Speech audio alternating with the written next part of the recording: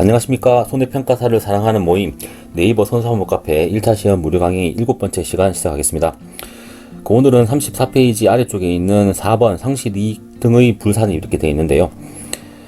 그 내용을 보시면 보험사고로 인해서 상실된 피보험자가 얻을 이익이나 보수 이런 것들을 이제 상실이익이라고 합니다. 이런 것들은 당사자 간에 다른 약정이 없으면 그 보험자가 보상할 손해액에 산입하지 않는다, 손해액이 포함되지 않는다 이렇게 보시면 되겠는데요. 그 예를 들어서 상가에 화재가 났습니다. 화재가 났으면 상가 안에 있는 뭐 집기라든가 이런 것들은 이제 뭐 재산에 포함되기 때문에 보상이 될 겁니다. 보상이 되는데 이렇게 화재로 인해서 영업을 할 수 없겠죠. 그래서 영업이익이나 아니면 임대료도 받을 수 없을 경우가 있겠죠. 그래서 임대료도 못 받는다. 이런 경우를 이제 그 영업이익이나 임대료 같은 것을 이제 상실이익이라고 합니다. 이런 것들은 원칙적으로 당사자 간에 다른 약정이 없으면 보험자가 보상할 손해액에 이제 포함이 되지 않는데요. 뭐 거꾸로 이제 당사자 간에 합의가 있는 경우에는 당연히 보상이 되는 거죠. 그래서 화재 보험에서 이런 상실 보험에 대한 문구가 없다면 이제 손해액이 포함이 되지 않는 거고, 뭐 구체적으로 약정에 의해 가지고 이런 상실 이익에 대해서도 내용이 있을 경우에는 보상이 될 수도 있다 이렇게 보시면 되겠습니다. 그 다음 페이지 위쪽에 해설을 보시겠습니다. 임대료하고 영업이익과 같이 피보험자가 얻을 수 있는 이익을 상실이익이라고 하는데, 이러한 상실이익은 그 피보험자가 현실적으로 취득하고 있는 재산이 아닐 뿐만 아니라 보험사고로 인해서 직접적으로 발생하는 손해가 아니고 부수적인 손해로 보기 때문에 이제 포함이 안 된다는 거죠.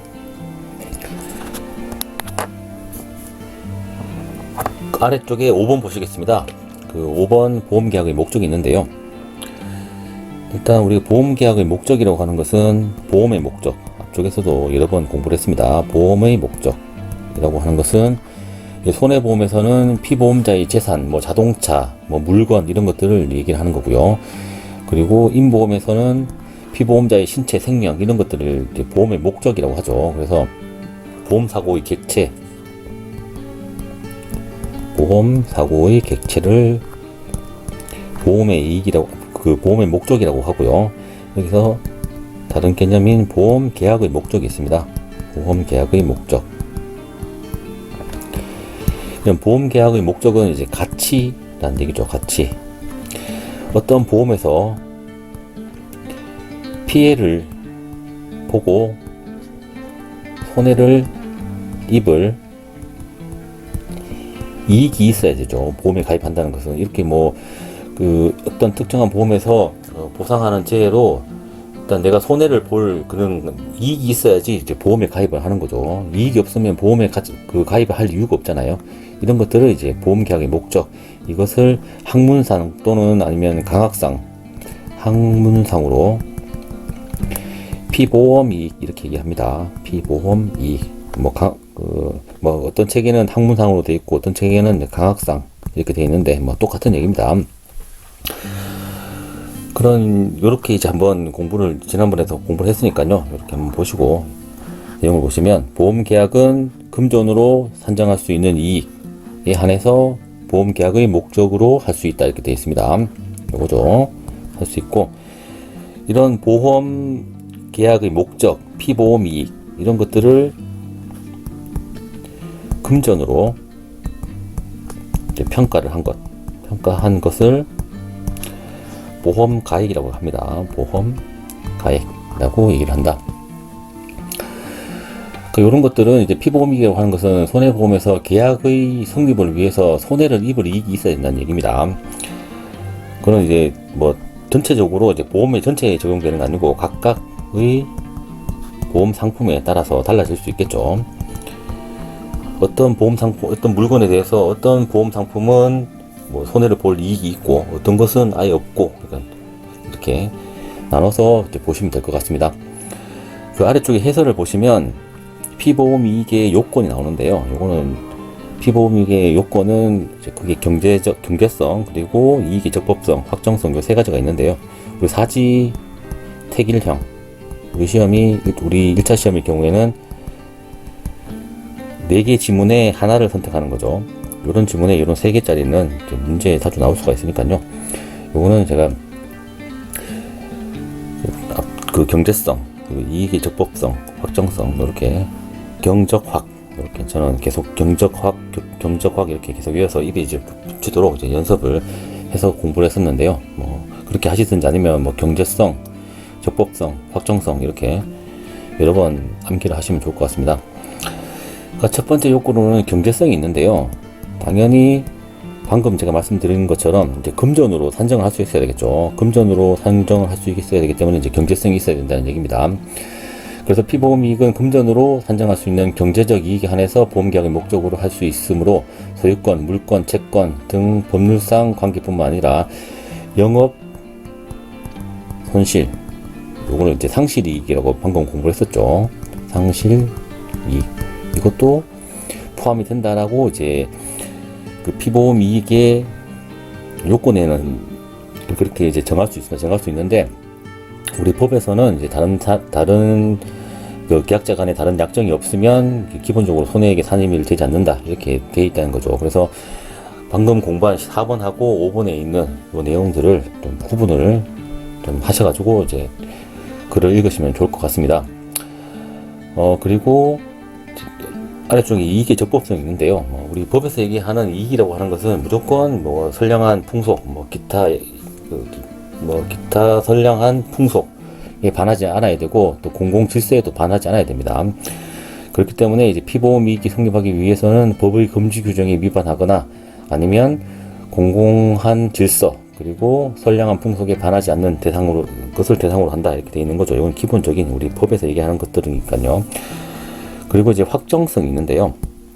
일단 금전으로 이렇게 산정을 하기 위해서는 어떤 확정이 돼야 됩니다. 확정이 돼야 되는데, 아래쪽에 내용을 한번 보시면 피보험이익이 확정되지 않으면 손해를 보상할 수 없으므로 피보험이익은 보험계약을 체결할 때 존재하거나 아니면 그 소속이 이미 확정되어 있거나 적어도 사고가 발생했을 때에는 확정할 수 있는 것이어야 한다, 이렇게 되어 있고요. 만약에 피보험이익이 명확하지 않을 경우에는 보험계약서 및 당사자가 보험계약서의 내용으로 삼은 약관의 내용이나 당사자가 보험계약을 체결하게 된 경위, 그 과정, 그리고 보험회사의 실무 관행 등을 종합적으로 이렇게 판단을 해서 이제 확정을 하는 거죠. 그리고 이제 피보험 이익의 흠결이 있는데요. 흠결은 이제 하자가 있다는 얘기죠. 하자. 우리 이제 피보험 이익이라고 하는 것은 손해보험의 그 핵심적인 내용입니다. 핵심적인 내용이기 때문에 이런 피보험 이익이 하자가 있는 경우에는 이제 무효가 됩니다. 원칙적으로. 그래서 피보험 이익이 흠결된 보험계약은 무효이며, 이 경우 보험자는 보험료를 반환할 의무가 없다. 그리고 이제 기피가 선의이며 중대한 과실이 없으면 반환을 청구할 수 있다라고 이제 되어 있고요. 그리고 이제 피보험 이익의 흠결에 관해서 입증 책임은 당연히 이 피보험 이익이 흠결이 있어서 나는 보험금을 줄 수 없다라고 주장하는 보험자가 부담을 하게 되는 겁니다. 그리고 마지막 그 밑에서 두 번째 줄에 보시면 보험 사고가 발생해서 보험금을 청구하는 단계에서 이제 흠결을 주장을 하는 겁니다. 흠결을 주장해서 이제 무효를 주장하는 거죠. 흠결로 무효를 주장하는 경우에도 이것은 손해보험의 핵심적인 내용이기 때문에 이렇게 주장하더라도 신의 측에 반하지 않는다 라고 줄을 좀 그어 놓으시면 좋을 것 같습니다.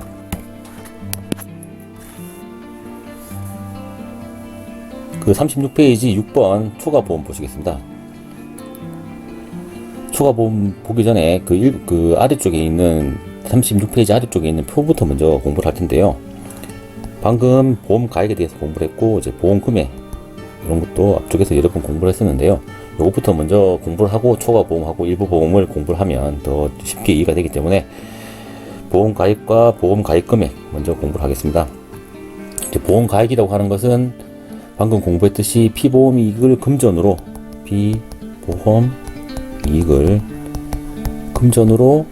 평가한 것을 얘기하죠. 그래서 보험 목적의 이제 가치 개념이라고 보기 때문에 이거는 피보험자가 입게 되는 손해액의 최고 한도이게 됩니다. 피보험자가 입게 되는 손해액의 최고 한도를 보험 가액이라고 얘기를 합니다. 그리고 이제 뭐 보험 가액이라는 것은 이제 시가보험, 이득 금지 원칙에 의해서 시가 개념이 포함되기 때문에 뭐 경기나 물가 변동, 장소, 뭐 측정 시기에 따라서 수시로 이제 변동될 수 있는 개념입니다. 이거는 변동 가능. 여기에 비해서 이제 보험 금액이 나오는데요. 일단 보험 가입 당시에 책정이 되는 보험 가입 금액이 있고, 그 보상하는 사고로 인해서 이제 보험 계약자가 보험자가 부담하는 보험금이 있습니다. 그리고 상법 보험편에서는 이게 구분이 없이 둘 다 보험 금액이라고 표현을 하고 있는데요. 문맥에 따라서 이게 보험 가입 금액인지 보험금인지 이렇게 구분을 좀 하셔야 됩니다. 여기서 얘기하는 보험 금액의 경우에는 보험 가입 금액을 얘기하는 거죠.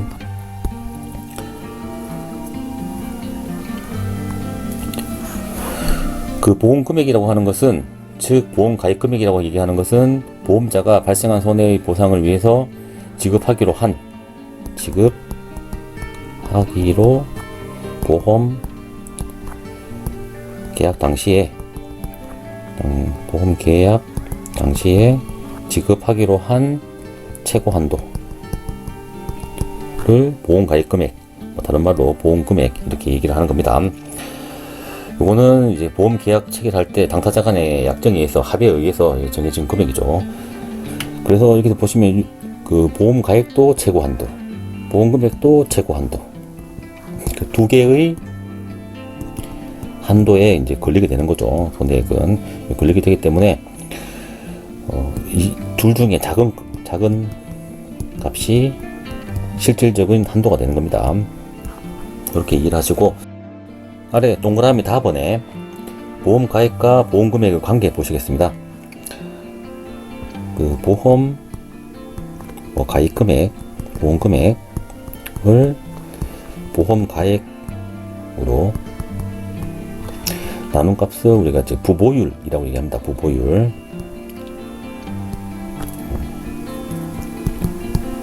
부보율이라고 얘기를 하는데요. 부보율을 이제 1하고 비교를 해서요. 부보율이 이제 1보다 큰 경우를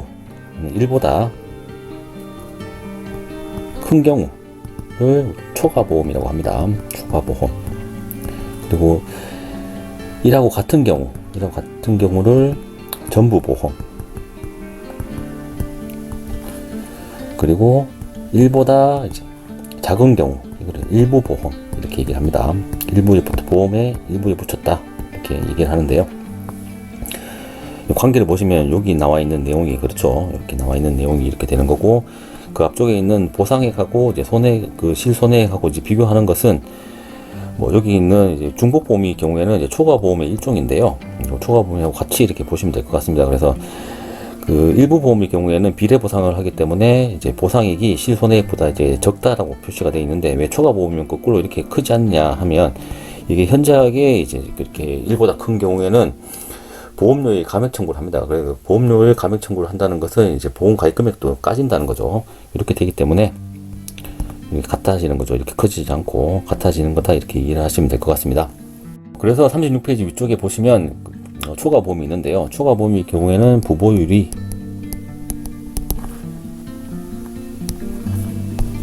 1보다 크다는 거죠. 1보다 크다. 이런 경우를 초과보험이라고 합니다.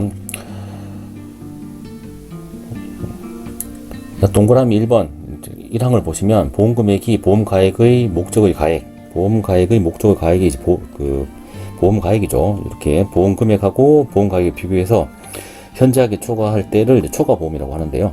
조금이라도 초과하는 거는 이제 초과보험인데, 현저하게 이제 초과하는 경우에 감액 청구를 할 수 있다는 겁니다.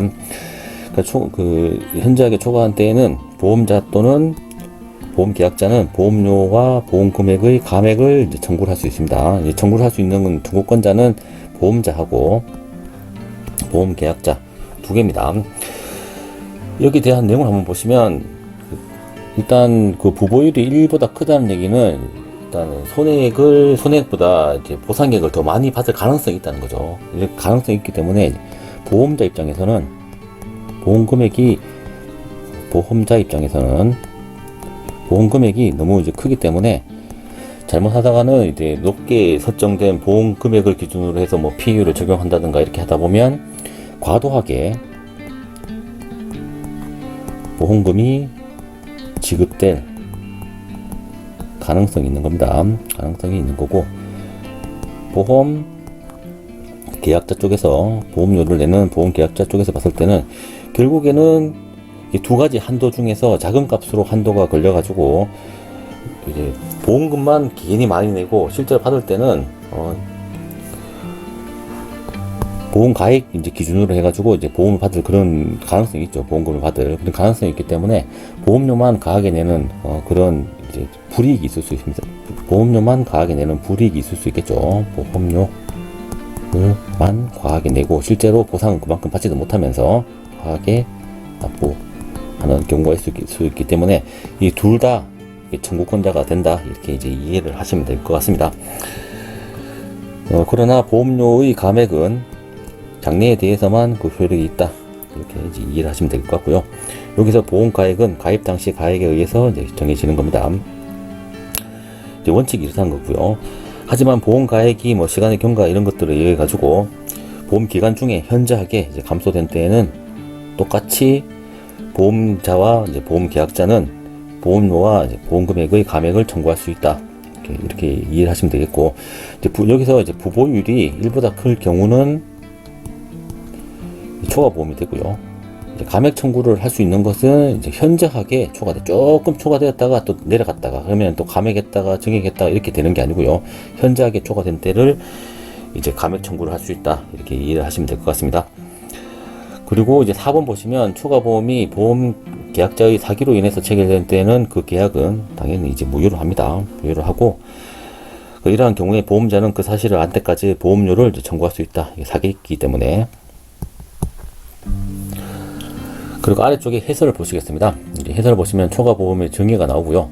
그 두 번째 그 줄에 보시면 그 초과보험이 되는 그런 상황을 이제 세 가지로 이제 정리를 되어 있는데요. 그 첫 번째 보시면 보험 계약을 체결할 때 보험 금액을 보험 가액보다 이제 높게 설정한 경우에 초과보험이 될 수가 있고요. 그리고 두 번째로는 실제의 가치보다 보험 가액을 가소하게 평가함으로써 초과보험이 될 수도 있습니다. 그리고 보험 계약 이후 보험 가액이 가치가 하락해서 이제 그 부보율이 1보다 커지는 경우, 분모가 적어지니까요.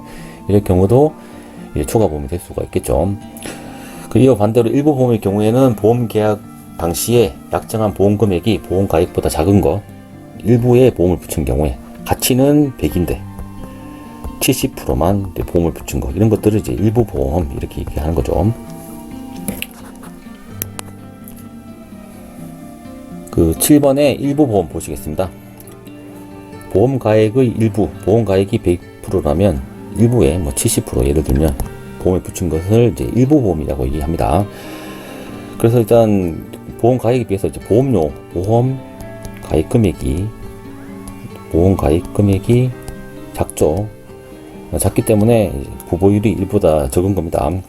이렇게 되기 때문에 보험료를 적게 내는 거죠. 보험료를 적게 내기 때문에 이 비율에 따라 가지고 보험금도 적게 줘야 되겠죠. 이런 이제 프로세스인데요. 보험 금액의 보험 가액에 대한 비율, 요걸 이제 부보율이라고 합니다. 부보율에 따라서 보상할 책임을 진다. 이게 비례 분담의 원칙, 비례 보상의 원칙, 이렇게 얘기를 합니다. 그러나 당사자 간에 다른 약정이 있을 때에는 보험자는 보험 금액의 한도 내에서 그 손해액을 보상할 책임을 진다, 이렇게 되어 있는데요. 만약에 다른 약정에 의해 가지고 비례 보상하지 않고 그냥 손해액을 그대로 그 두 가지 한도 중에서 작은 보험 금액의 한도, 이것도 최고 한도 중에 최고 한도잖아요. 그래서 여기서는 이제 부부율이기 때문에 보험 금액의 한도가 적은 한도가 되는 겁니다. 이 한도로 그 보상할 책임을 지는 이런 약정을 맺을 수도 있다, 이렇게 이해를 하시면 될 것 같습니다. 그 37페이지 위쪽에 보시면 기평가 보험이 있는데요.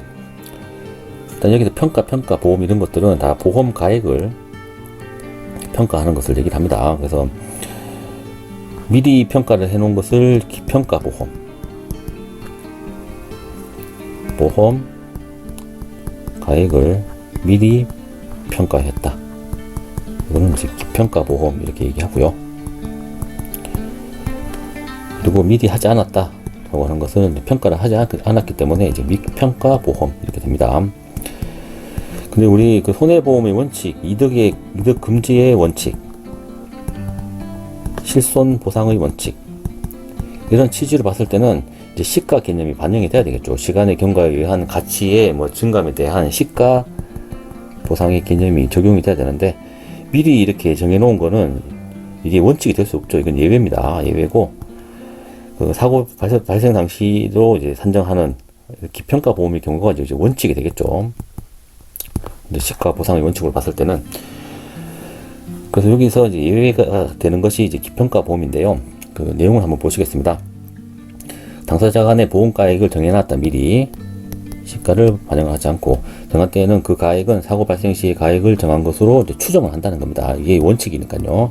미리 정해놨지만 사고 발생 시에 가액을 정한 것으로 이제 추정을 하는 거고, 만약에 가액이 사고 발생 시 가액을 현저하게 초과한 때, 이렇게 초과한 때는 사고 발생 시의 가액을 보험 가액으로 한다.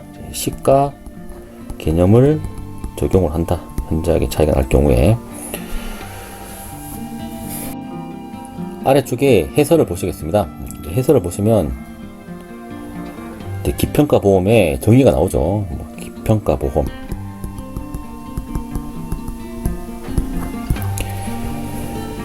기평가 보험은 당사자 간의 합의에 의해 가지고 보험 가액을 미리 정해놨기 때문에 이제 협정을 했다. 협정 보험 가액 이렇게도 얘기를 합니다. 그러니까 보험 가액을 미리 정해서 체결한 보험으로 보험 계약 당사자 간에 보험 계약을 미리 정한 경우를 이제 얘기를 하는 거고요.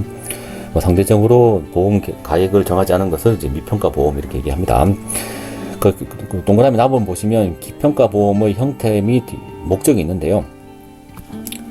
원칙적인 이제 미평가 보험을 적용하지 않고 미리 이렇게 보험 가액을 정해놓은 협정 보험 가액을 정해놓은 것은 왜 하느냐? 목적은 선박 보험이나 아니면 적화 보험 그리고 운송 보험 이런 보험과 같이 사고 장소가 고정되지 않아서 이제 보험 가액 평가를 이제 사고 당시로 하기에 좀 평가가 어렵거나 아니면 보험 가액 평가와 관련해서 그 발생할 수 있는 다툼을 미연에 방지하고 이제 그리고 보험 가액 평가에 소요되는 시간과 경비를 절약하기 위해서 이렇게 협정 보험 가액 또는 이제 기평가 보험 제도를 이제 운영을 하는 겁니다.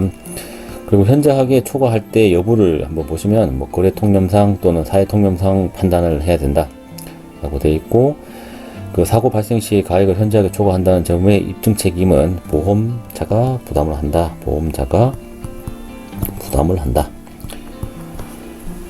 그리고 아래쪽에 있는 관련 판례를 한번 보시면요. 이거는 한번 읽어보시면 될 것 같습니다. 굳이 이렇게 기평가 보험으로 인정받기 위해서 협정 보험 가액, 이런 약정 보험 가액 이런 문구를 쓰지 않더라도 이제 계약 체결 당시에 제방 사정이나 보험 증권의 기재 내용 등을 이제 종합적으로 판단해가지고 보험 가액을 미리 정한 것을 합의하였다고 이제 볼 것으로 인정되는 경우에는 기평가 보험으로 인정할 수 있다 그런 얘기니까요. 그 9번 미평가 보험 원칙이라고 제가 말씀을 드렸습니다. 그 당사자 간의 보험 가액을 정하지 아니한 때는 사고 발생 시의 가액을 보험 가액으로 한다. 이렇게 아래쪽에 해설은 한번 읽어보시면 될 것 같습니다. 미평가 보험이 보험의 원칙이라고 할 수 있다. 그리고 보험 사고 시에 사고가 발생한 사고 발생 시는 사고가 발생한 때와 곳으로 해석된다. 이렇게 이제 보시면 될 것 같고요. 그리고 38페이지 중복보험 보시겠습니다. 중복보험은 앞쪽에서 제가 초과보험의 일종이다 라고 제가 말씀을 드렸죠. 그리고 우리 손해보험을 처음에 할 때 제가 병전보험 그리고 중복보험 이렇게 비교를 했습니다. 그 보험금액의 총 합계하고 보험 가액하고 비교를 해서 일보다 이제 보보율이 1보다 큰 경우는 이제 중복보험이 되는 거고요. 1보다 같거나 작은 경우에는 이제 병존보험이 되는 거죠. 그래서 병존보험은 연대 그 비례보상을 하지 않기 때문에 연결성이 없다. 연결성이 없고, 그리고 중복보험의 경우에는 연대 비례 책임을 지기 때문에 연결성이 있다. 이렇게 또 말씀을 드렸습니다. 그 1항을 보시면 동일한 보험계약의 목적과 동일한 사고에 관해서 수개의 보험계약이 동시 또는 순차로 체결되었다. 일단 보험가액은 보험 목적의 가치라고 할 수 있는 보험가액은 하나입니다. 한 개. 하지만 이거를 대상으로 여러 개의 이제 보험 계약 1, 2, 3 이렇게 여러 개가 체결됐다는 것은 이 계약마다 보험 금액이 있습니다. 보험 금액이 이렇게 정해져 있다. 그래서 예를 들어 가지고 이제 보험 가액은 5천만 원입니다. 5천만 원인데 보험 계약 1에서는 뭐 1천만 원, 2에서는 2천만 원, 3에서는 3천만 원의 보험 가입 금액으로 정해졌다고 치면 뭐 1천 나누기 6천, 그리고 2천 나누기 6천, 그리고 3천 나누기 6천, 이런 식으로 이제 보험 금액의 합계에 대한 비율이 나오겠죠. 그래서 뭐 6분의 1, 6분의 2, 뭐 6분의 3 이런 식으로, 6분의 3 이런 식으로 정해지기 때문에 이걸로 이제 비례 분담을 한다는 얘기입니다. 그리고 이렇게 체결된 경우에 보험 금액의 총액이 이제 보험 가액을 초과한 때, 여기는 초과한 때를 이제 중복보험 이렇게 얘기하고요. 앞쪽에서 얘기하는 초과보험과 좀 차이 나는 것은 뭐 현저하게 초과되었다는 이런 개념이 없는 거죠. 그래서 초과한 때에는 보험자는 각자의 보험 금액의 한도에서 연대 책임을 진다. 이 경우에는 각 보험자의 보상 책임은 각자의 보험 금액의 비율을 따른다 이렇게 되어 있습니다. 그래서 보험 가액은 하나고 보험 금액은 여러 개다 이렇게 되어 있는데요. 우리 뭐 지문에 각자의 보험 가액의 비율에 따른다라고 하면 틀린 지문이 되는 거죠. 보험 가액은 아닙니다. 보험 금액입니다. 보험 가액은 그 보험 목적의 가치적인 개념이기 때문에 하나고요. 여기는 여러 개의 보험 계약을 체결했기 때문에 보험 가입 금액은 여러 개입니다. 그 2항을 보시면 그 동일한 보험 계약의 목적과 동일한 사고에 관해서 수개의 보험 계약을 체결한 경우에는 중복보험이죠. 보험 계약자는 각 보험자에 대해서 각 보험 계약의 내용을 통지를 해야 한다. 통지 의무가 있다는 얘기입니다. 그리고 이제 3항을 보시면 제 669조, 요거는 초과보험이 사기로 체결된 경우를 얘기하는데요. 이런 경우에도 준용을 한다. 이제 중복보험이 사기로 체결된 경우도 이제 무효로 한다. 그런 내용입니다. 아래쪽에 해설을 보시겠습니다. 그 사기로 인해서 체결된 중복보험 이렇게 있는데요. 그 통지 의무 혜택가 이제 그 사기로 인한 중복보험인지, 통지 의무 혜택가 사기로 인하여 체결된 뭐 중복보험에 해당되는지에 대한 얘기인데요. 그 보험자가 통지 의무가 있는 보험계약자 등이 통지 의무를 이행하였다면 보험자가 그 계약을 청약을 거절하였거나 아니면 다른 조건으로 승낙할 것이라는 것을 알면서도 정당한 사유 없이 위법하게 재산상의 이익을 얻을 의사로 통지 의무를 이행하지 않았음을 입증하여야 한다. 보험자가 입증을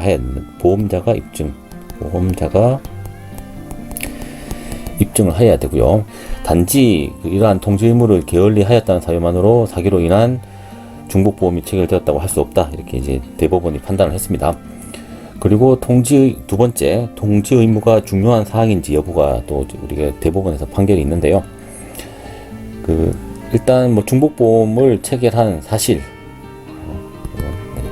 중복보험을 체결한 사실, 요것은 우리 고지의무에서 뭐 중요한 사항에 해당이 되지 않는다. 중요한 사항이 아니다. 이렇게 이제 그 판결을 내렸습니다. 그리고 이제 다 동그라미 답안에 보시면 연대 비례 책임이 있는데요. 그 연대 비례 책임에 대한 규정은 강행 규정이 아니기 때문에 뭐 당사자 간의 다른 뭐 특약으로 그 보상 책임 방식이나 아니면 그 보험자 사이에 책임 분담 방식을 다르게 규정할 수도 있습니다.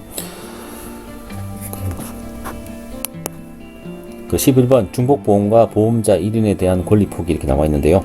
앞쪽에서 제가 뭐 보험 가액은 5천만 원이고 가액, 그리고 여기에 대해서 뭐 1천만 원, 2천만 원, 3천만 원 이렇게 이제 중복보험이 가입이 되었다고 이제 치면 6분의 1, 6분의 2, 6분의 3 이렇게 그 비례 보상을 한다고 말씀을 드렸죠. 이제 비례 보상을 하기 때문에 이렇게 비례 보상을 하게 되는데, 여기서 예를 들면 이쪽 계약에 대해서는 권리를 포기했습니다. 권리를 포기했으면 나머지 2번, 3번에 대해서는 기존에 있는 6분의 2, 6분의 3만 보장을 하면 되는 거지. 이걸 이제 하나로 보고 그 5분의 2, 5분의 3 이렇게 분담을 하는 건 아니라는 얘기입니다. 그래서 요거는 없어졌다고 하더라도 기존에 있는 6분의 2, 6분의 3만 이렇게 이제 부담을 하면 된다. 이렇게 이제 보시면 되는데요. 그 672조의 규정에 의한 수개의 보험 계약을 체결한 경우에 중복보험인 경우에 보험자 1인에 대한 권리 포기는 다른 보험자의 권리 의무에 영향을 미치지 않는다. 이렇게 이해하시면 될 것 같죠. 그 오늘은 여기까지 하고요. 다음 시간에는 39페이지 12번 사고 발생 후의 목적 멸실과 보상 책임 이어서 진행을 하도록 하겠습니다.